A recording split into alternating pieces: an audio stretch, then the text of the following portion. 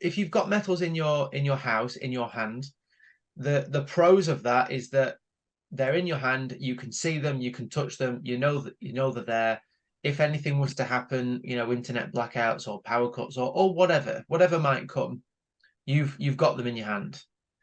The downside is you've got them in your hand. And that, as you start to build them, you've kind of, yeah, you've got them there. It's very difficult, and I've never heard of anyone successfully insuring metals within their home. Right. We've had people try. In fact, I had one guy call us up and said, I've tried to get I rang my insurance company and I said, look, I've not got metals in my house. I've not got any gold in my house, but I'm thinking about doing it. And I want to just inquire with you guys, my insurance company, to see, like, am I covered? Like, is this a good idea? And talk through the details.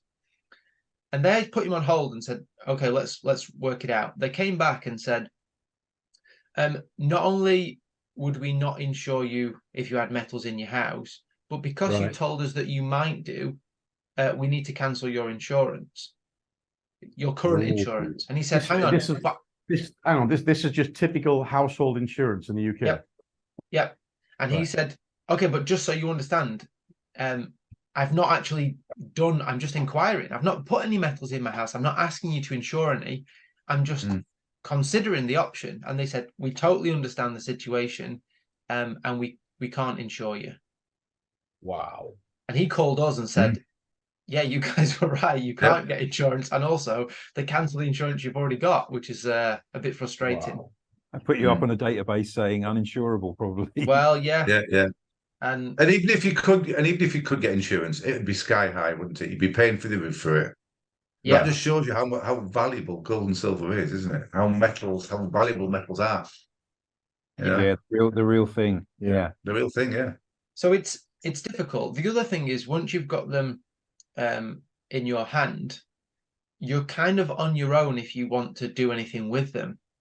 Like, if you want to sell them, you've got to find someone to buy them. You got to work out what price they're going to give you. You need to physically take them somewhere. And yeah, you've got to know that side of it. Like, am I getting a good price? Do I send them first and then they send the cash? And, do I have to travel? Do I want to travel with metal in the car? And I don't know, there's more practical moving parts. Let's put it that way. The other thing that I know we've spoken about in the last couple of weeks about switching, we've never Beat me to it. Yeah, we've never seen it possible to switch when you have to sell the metals for cash and then rebuy the other metal with cash. So I'm not saying it's not possible, but it's very, very difficult to do that. Right. So yeah, so that's some of the reasons that we don't have all of our metals close by. We have a small amount close by, not in our home, but close by, and we're happy with that. We're just trying to cover as many bases as we can without increasing the risk by getting involved in metals, to our home or whatever.